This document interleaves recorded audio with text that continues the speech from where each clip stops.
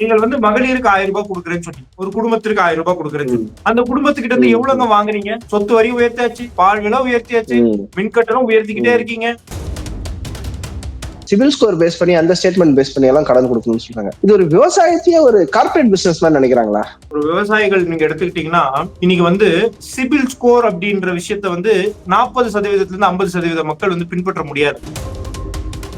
நீங்க சிபில் ஸ்கோர் எடுத்துட்டு வாங்க, ஐடிஆர் கட்டுங்க, ஃபார்ம் 16 வச்சுக்கோங்க, நீங்க வந்து நாளைக்கு ஜிஎஸ்டி கட்டுங்க அப்படின்னு சொன்னா நான் வந்து விவசாயம் பண்றேன்னா இல்லன்னா கார்பரேட் கம்பெனி நடத்திட்டு இருக்கிறேன்னா நான் வெறும் வரி சுமையை சுமத்துவேன், நான் மின் கட்டணத்தை உயர்த்துவேன், நான் டாஸ்மார்க்ல டார்கெட் வச்சு வேலை செய்வேன் அப்படின்னால் சமுதாயமும் தேசமும் மாநிலமும் எப்படி வளரும்? ஒரு பால் விலையில சொல்றேன் பாருங்க, ஆவின் நீங்க எடுத்துக்கோங்க, அமுல் நீங்க எடுத்துக்கோங்க. அமுல் யாருங்க? குஜராத்ல ஆரம்பிக்கப்பட்ட ஒரு கோஆபரேட்டிவ் சொசைட்டி. அமுலுடைய பெர்ஃபார்மன்ஸ் பாருங்க, ஆவினுடைய பெர்ஃபார்மன்ஸ் பாருங்க.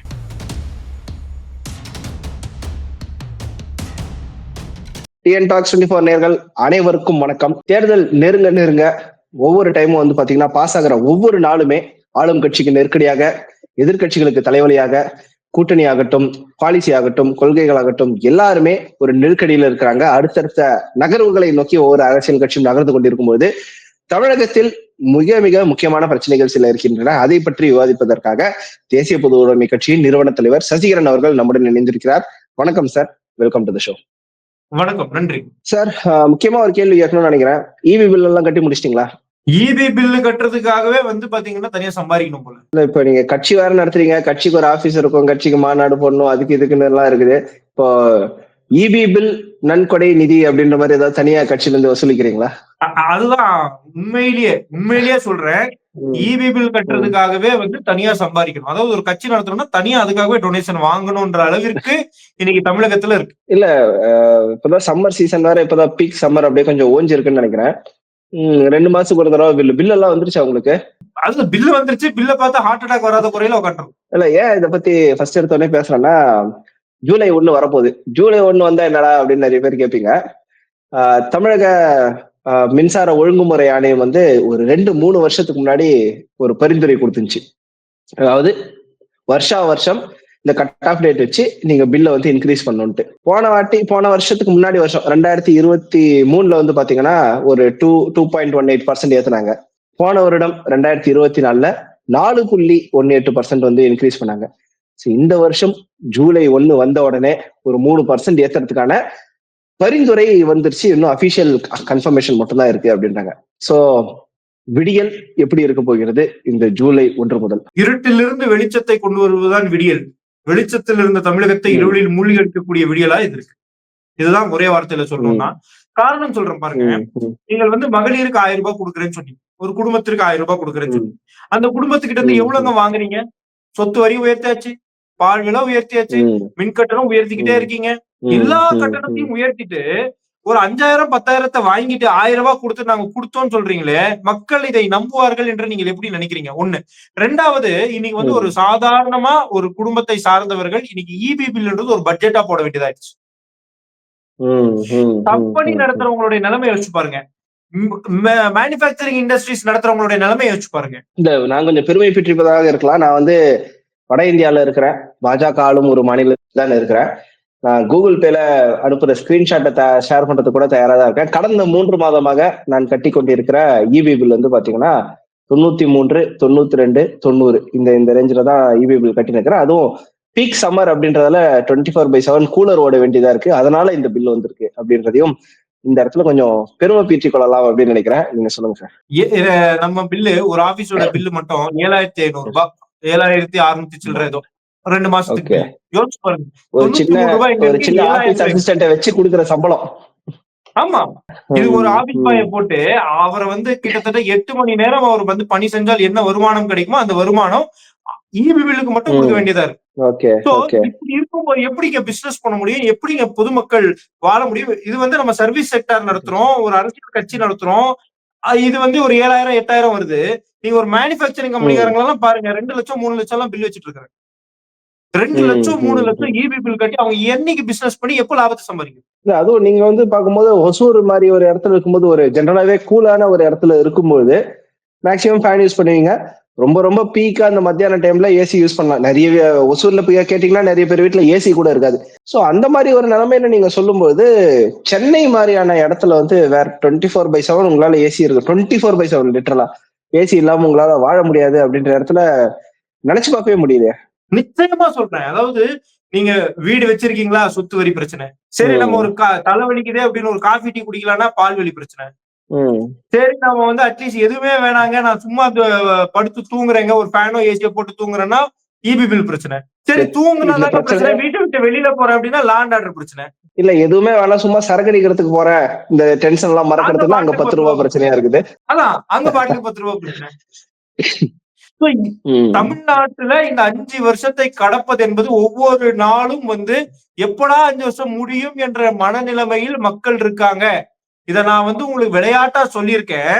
ஆனால் இதுதான் யதார்த்தமான நிலவரம். பட் தமிழ்நாடு என்றுமே அவுட் ஆஃப் கண்ட்ரோல் அப்படின்ட்டு சொன்னவர் தான் நம்மளுடைய முதலமைச்சர் முத்துவேல் கருணாநிதி ஸ்டாலின் அவர்கள்.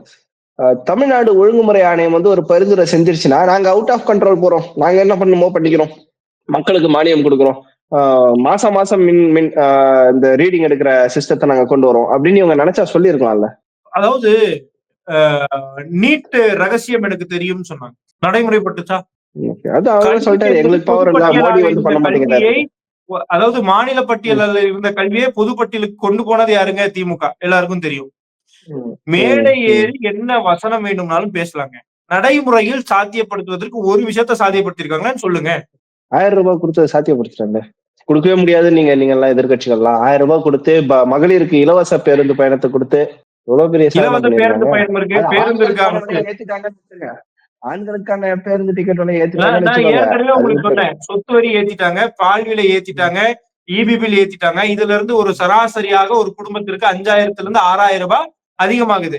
அந்த 5000 இருந்து 6000 ரூபாய் மாநில அரசாங்கத்திற்கு வருது. அந்த 6000 ரூபாயில வந்து நீங்க 1000 ரூபாவை திருப்பி கொடுத்துட்டு நான் கொடுத்தேன் என்று சொல்வது எந்த வகையில் அது நியாயமானதுன்னு சொல்லுங்க. அந்த 1000 ரூபாயில கூட ஃபேர் அண்ட் லவ்லியும் பவுடரும் தான் வாங்க முடியும்ன்றத நம்ம சொல்லல.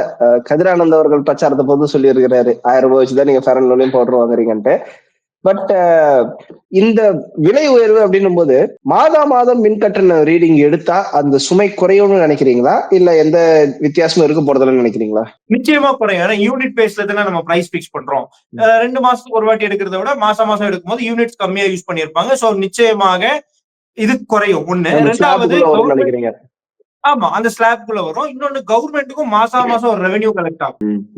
சோ அந்த மாசம் கலெக்ட் ஆகக்கூடிய ரெவென்யூவை கவர்மெண்ட் வந்து வேற இடத்துல இன்வெஸ்ட் பண்ணி கூட மூவ் பண்ணலாம். இன்னைக்கு தமிழ்நாடுல பிரச்சனை என்னன்னாங்க, நான் ஒரு பினான்சியல் இது பிளானராவும் இருக்கிறேன். என்னென்ன இன்வெஸ்ட்மெண்ட்ஸ் தமிழ்நாடு கவர்மெண்ட் வச்சிருக்காங்கன்னு சொல்லுங்க. ஒரு பால் விலையில சொல்றேன் பாருங்க. ஆவின் நீங்க எடுத்துக்கோங்க, அமுல் நீங்க எடுத்துக்கோங்க. அமுல் யாருதுங்க? அமுல் வந்து பாத்தீங்கன்னா ஒரு கோஆபரேட்டிவ் இதுதான். குஜராத்ல ஆரம்பிக்கப்பட்ட ஒரு கோஆபரேட்டிவ் சொசைட்டி. அமுலுடைய பெர்ஃபார்மன்ஸ் பாருங்க, ஆவினுடைய பெர்ஃபார்மன்ஸ் பாருங்க. நீங்க எந்த இடத்துல வந்து ஆவினை கொண்டு போயிருக்கீங்கன்னு சொல்லுங்க. பஸ் எடுத்துக்கோங்க, எஸ்சிடிசி எடுத்துக்கோங்க, வேற ஏதாவது ஒரு மாநிலத்துடைய பெரிய வண்டி எடுத்துக்கோங்க. ரெண்டும் ஒரே அளவுக்கு இருக்கான்னு பாருங்க. இங்க வந்து அத்தனை கோவில் இருக்கு, டூரிசம் ஃபெசிலிட்டி என்ன பண்ணிருக்கீங்கன்னு சொல்லுங்க. எந்த இடத்துல முறையாக கவர்மெண்ட் இன்வெஸ்ட் பண்ணிருக்காங்கன்னு சொல்லுங்க. வரியை மட்டுமே நம்பி, டாஸ்மார்க்கை மட்டுமே நம்பி அரசாங்கத்தை நடத்தினால் மக்களை எப்படி நீங்கள் வந்து சொபிஸ்டிகேட்டடா வச்சுக்க முடியும் சொல்லுங்க. மேலும் வரி இல்ல, பட் நீங்க சொன்ன மாதிரி மந்த்லி இபி பில் எடுக்கும்போது ஒரு கேஷ் ஃப்ளோவும் கவர்மெண்ட்டுக்கு இருக்குன்னு சொல்றாங்க. பட் இவங்களை தடுப்பது எது? பிளானிங் இல்லைங்க. நம்ம வந்து புதுசா ஒரு சிஸ்டத்தை கொண்டு வரணும், மாசம் ஒரு ரீடிங் எடுக்கணும், ஒரு என்டையர் இது டைனாமிக் மாத்தணும் அப்படின்றதுக்கு தயாரா இல்ல. நான் வந்து அடிப்படையில சொல்றேன் பாருங்க, உழைப்பதற்கு தயாராக. ஸ்டாலின், உதயநிதி ஸ்டாலின் 4 வருஷத்துல புரட்சிகரமா என்ன நடந்திருக்கு சொல்லுங்க. மேடை ஏறி பேசலாம், புரட்சிகரமா ஒரு திட்டம் வந்துருச்சு, செயல்பட்டுருச்சு சொல்லுங்க. இப்ப மோடி வந்தாருன்னா டிஜிட்டல் இந்தியா மாறிடுச்சு, நம்ம வந்து யூபிஐல பே பண்றோம், கேஷை யூஸ் பண்றது புரட்சிகரமா மாறிடுச்சுன்னு ஒரு எக்ஸாம்பிள். டிஜிட்டல் இந்தியா வந்துருச்சு, டிமானிடைசேஷன், ஜிஎஸ்டி, இப்ப 1000 விஷயங்கள் சொல்லுவேன்.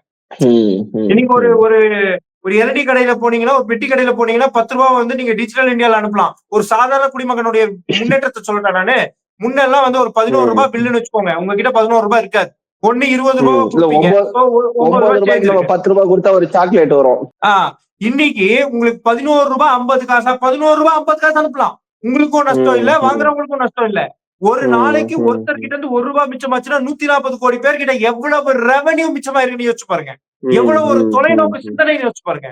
நீங்க தமிழ்நாடுக்கு ஒரு விஷயம் சொல்லுங்க, ஸ்டேட் கவர்மெண்ட் பண்ண அந்த மாதிரி புரட்சிகரமான ஒரே ஒரு திட்டம். இல்ல, திமுக ஆட்சிக்கு வந்ததுக்கு அப்புறம் புரட்சிகரமான போராளிகள் எல்லாம் சைலண்ட் மோடு போயிருக்காங்களே, இதுவே பெரிய புரட்சி தெரியல உங்களுக்கு? புரட்சிகரமான போராளிகளுக்கு இந்த 1000 ரூபாய்ல ஒரு 1000 ரூபாய் வந்துருது, அதனால சைலண்ட் ஆயிடுறாங்க. 1000 ரூபாய் கூட இல்ல, ஏதோ 200 ரூபாய்ன்றாங்க. அது ஒண்ணுமே ஹைக் கொடுக்கலையா? எல்லா கம்பெனியும் ஒரு குறைஞ்சது 5% ஹைக்காவது கொடுக்குறாங்க, இன்னும் ஹைக் கொடுக்கல அப்படின்றது மன வருத்தம் பார்க்கக்கூடிய ஒரு விஷயம். 200 ரூபாய்க்கு வேலை செய்றீங்க அப்படின்னு தான் கேட்டேன் ஒருத்தர். நம்ம நண்பர் ஒருத்தர் வந்து அதுல ஒர்க் பண்றாரு. போஸ்ட் எல்லாம் போட்டுட்டு இருந்தாரு, அதான் கேட்டேன். அதான் பாவம், எவ்வளவோ கம்பெனி வந்து மாறிட்டாங்க. கார்பரேட் கம்பெனிஸ் கூட இப்பெல்லாம் வந்து ஒரு 5% ஹைக்காவது போடுறாங்க. வாடகை கூட 10% உயர்த்திடுறாங்க. 2-3 வருஷம் ஆச்சுதான். ஆனா இன்னும் 200 ரூபாய் அப்படின்றது கண்டிக்கத்தக்க ஒரு விஷயமாக தான் இருக்கிறது. பட் இன்னொரு கொஸ்டின் கேட்கணும்னு நினைக்கிறேன். நம்ம மின்சாரம் அப்படின்றது ஒரு பொதுப்படையாக பேசிட்டோம். ரீசெண்டா ஒரு நியூஸ் பார்க்கும்போது விவசாயிகளுக்கு ஒரு அதிர்ச்சி தரக்கூடிய ஒரு செயலாக இருந்துச்சு. பொதுவாகவே இந்த கிசான் கிரெடிட் கார்டுல 7% வட்டி மானியம் வந்து கொடுக்குறாங்க. அதுல 3% சென்ட்ரல் கவர்மெண்ட் கொடுக்குது, 4% ஸ்டேட் கவர்மெண்ட் கொடுக்குறாங்க. சென்ட்ரல் கவர்மெண்ட் ரீசெண்டா ஒரு விஷயத்த சொல்லியிருக்காங்க. 2 வங்கியில இவங்க கடன் வாங்குறதாக இருந்தா, விவசாயிகள் கடன் வாங்கியிருந்தா, ஏதாவது ஒரு வங்கியில வாங்கின கடனுக்கு நான் அந்த 3% அமௌண்ட் கொடுக்குறேன். ஏன்னா 2 வங்கிகளுக்கும் நாங்க கொடுக்க மாட்டோம். நாங்க கோஆபரேட்டிவ் சொசைட்டில வாங்குறதா இருந்தா அது கொடுத்துடுறோம். வேற இன்னொரு SBI அந்த மாதிரி வங்கியில வாங்கினா கொடுக்க மாட்டோம் சென்ட்ரல் கவர்மெண்ட் சொன்னாங்க. ஆனா இப்ப கோஆபரேட்டிவ் சொசைட்டில இருந்து ஒரு சர்க்குலர் வந்திருக்கு. பெரும் அதிர்ச்சிகரமான விஷயமா இருந்துச்சு. அதாவது 2 வங்கியில, ஒருவேளை நீங்க ஆல்ரெடி ஒரு வங்கியில கடன் வாங்கியிருந்தா, விவசாயிகளுக்கு கூட்டுறவு சங்கத்தின் மூலமாக உங்களுக்கு கடன் கொடுக்கப்பட மாட்டாது அப்படின்ற மாதிரி அந்த ரீதியில ஒரு சர்க்குலர் இருக்கு. பிளஸ் அதிர்ச்சிகரமாக சிவில் ஸ்கோர் பேஸ் பண்ணி, அந்த ஸ்டேட்மெண்ட் பேஸ் பண்ணி எல்லாம் கடன் கொடுக்கணும்னு சொல்றாங்க. இது ஒரு விவசாயத்தையே ஒரு கார்பரேட் பிசினஸ் மாதிரி நினைக்கிறாங்களா? அதாவதுங்க, ஒரு ஒரு விவசாயிகள் நீங்க எடுத்துக்கிட்டீங்கன்னா, இன்னைக்கு வந்து சிபில் ஸ்கோர் அப்படின்ற விஷயத்த வந்து ஒரு 40% 50% மக்கள் வந்து பின்பற்ற முடியாது. நான் சொல்றது ஆர்கனைஸ் முறையா சேலரி வாங்குறவங்க, மாசம் சேலரி வாங்குறவங்களே, முறையா சேலரி வாங்குறவங்க, முறையா ஐடிஆர் கட்டி பிசினஸ் பண்றவங்களே ஒரு மாசம் 2 மாசம் முன்ன பின்ன இருக்கும். எனக்கு வந்து இந்த மாசத்துல 15ஆம் தேதி வர வேண்டிய ஒரு காசு ஒரு 20ஆம் தேதி வந்துச்சுன்னா அந்த செக் பவுன்ஸ் ஆயிருக்கும், சிபில் ஸ்கோர் குறையும், 20ஆம் தேதி கட்டிருக்க போறேன். ஒரு விவசாயியா நான் எங்க எடுத்துக்கிட்டீங்கன்னா, என்னால நாளைக்கு 10வது நாள் எனக்கு வருமானம் வரும்ன்ற அஷூரன்ஸ் கொடுக்க முடியுமா? 10வது நாள் மழை வருமா இல்லையான்னு தெரியாது, வெள்ளம் வந்துருமா இல்லையான்னு தெரியாது.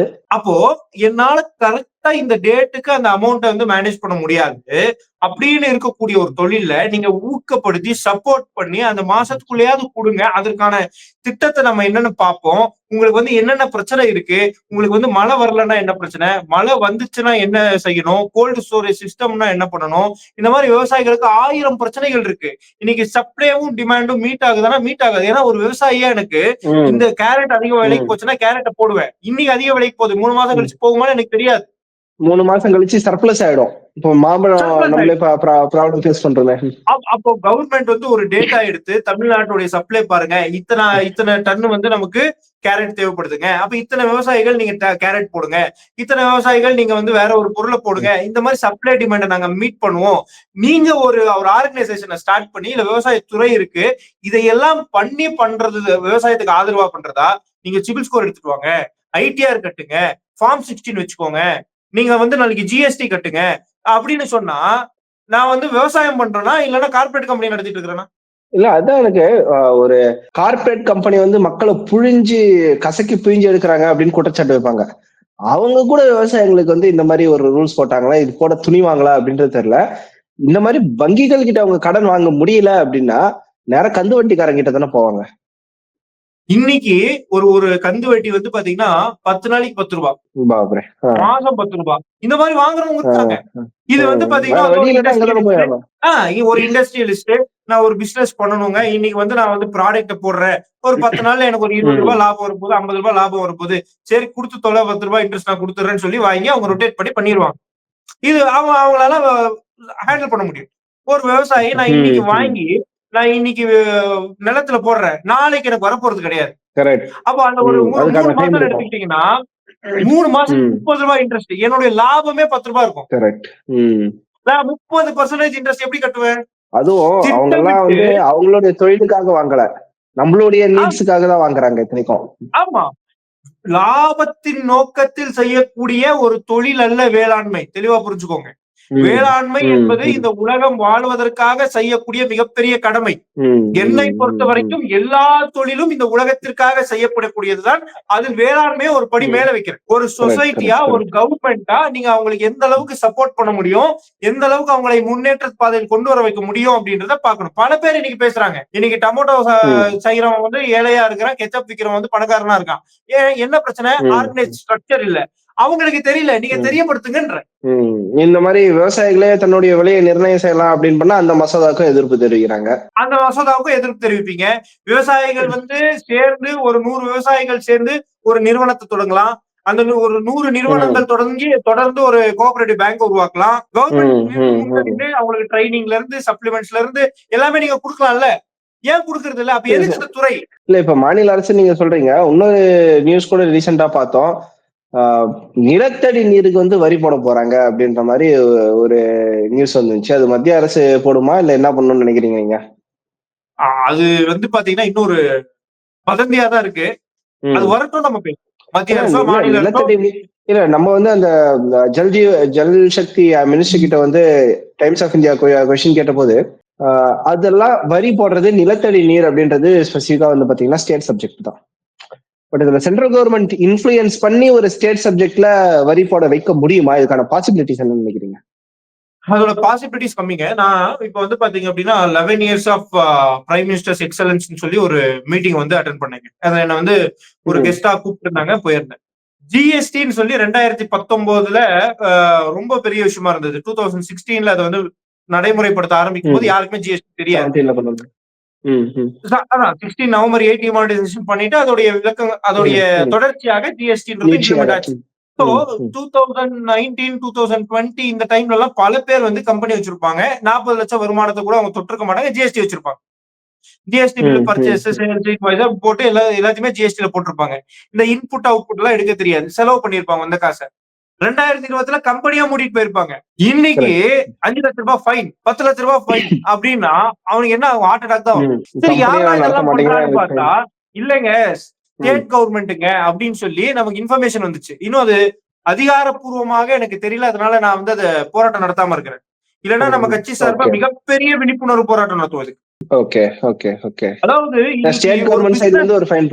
ஆமா, ஒரு பிசினஸ் அப்படின்றது பண்றது கஷ்டங்க. ஒரு பிசினஸ் பண்றாங்கன்னா அந்த பிசினஸ் மேன் வளர்றது இல்ல, அதை சுத்தி ஒரு 10 பேர் 20 பேர் வளர்றாங்க. நீங்க அவங்களை போட்டு முடக்கிட்டீங்க அப்படின்னா நாடு எப்படி வளரும்? அப்புறம் திருப்பி நம்ம ரமணா படத்துல கேட்ட மாதிரிதான், அமெரிக்கால பில்கேட்ஸ் இருக்கான், இந்தியால இருக்கிறானா அப்படின்னு. இந்தியால பில்கேட்ஸை தாண்டி ஒரு 10 பேர் வந்துட்டாங்கன்னா ஐயோ இந்த கவர்மெண்ட் வந்து கார்பரேட்கான கவர்மெண்ட் பண்ணணுமா பண்ணக்கூடாது? மக்களை வளர்ச்சி பாதையில் கொண்டு வரணும். அவர்கள் வளர்த்தால் சமுதாயம் வளரும், தேசம் வளரும். அதற்கு ஒரு அரசாங்கமா நான் என்ன பண்ணணும், என்ன சப்போர்ட் பண்ணணும், ட்ரைனிங் சிஸ்டம் கொடுக்கணுமா, ஹியூமன் ரிசோர்ஸ் கொடுக்கணுமா, அவங்களுக்கான டெக்னாலஜிக்கல் ட்ரைனிங் கொடுக்கணுமா, ஃபண்ட்ஸ்ல சப்போர்ட் பண்ணணுமா, நெட்வொர்க்கிங் ஈவெண்ட்ஸ் கொடுக்கணுமா, இதை சிந்திக்கக்கூடிய அரசாங்கம் வேண்டும். இதெல்லாம் நடக்குதுன்னா கவர்மெண்ட் தானே வளருது. இதெல்லாம் விட்டுட்டு நான் வெறும் வரி சுமையை சுமத்துவேன், நான் மின் கட்டணத்தை உயர்த்துவேன், நான் டாஸ்மார்க்ல டார்கெட் வச்சு வேலை செய்வேன் அப்படின்னால் சமுதாயமும் தேசமும் மாநிலமும் எப்படி வளரும்?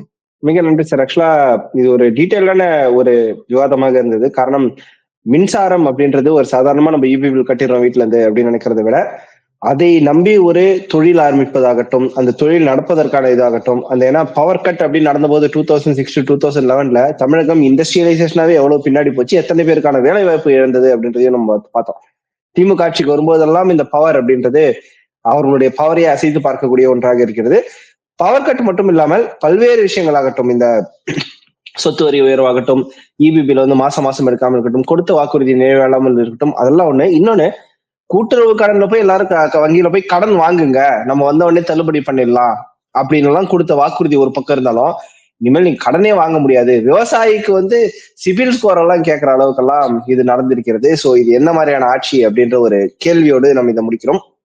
பட் இறுதியாக ஒரு பிசினஸ் மேனும் வளர வேண்டும், ஒரு விவசாயியும் வளர வேண்டும். அதுதான் எல்லாருக்கான ஒரு இன்க்ளூசிவான குரோத்தாக இருக்கும். வெறும் விவசாயத்தை மட்டுமே ஃபோக்கஸும் பண்ணக்கூடாது, பிசினஸ் மேன் மட்டுமே வளர விடக்கூடாது. இருவரும் ஹேண்ட் இன் ஹேண்ட் வளர்ந்தால் மட்டும்தான் ஒரு தேசம் சரியாக இருக்க முடியும் அப்படின்ற ஒரு கருத்தோட நீங்கள் நிறைவு செய்திருக்கீங்க.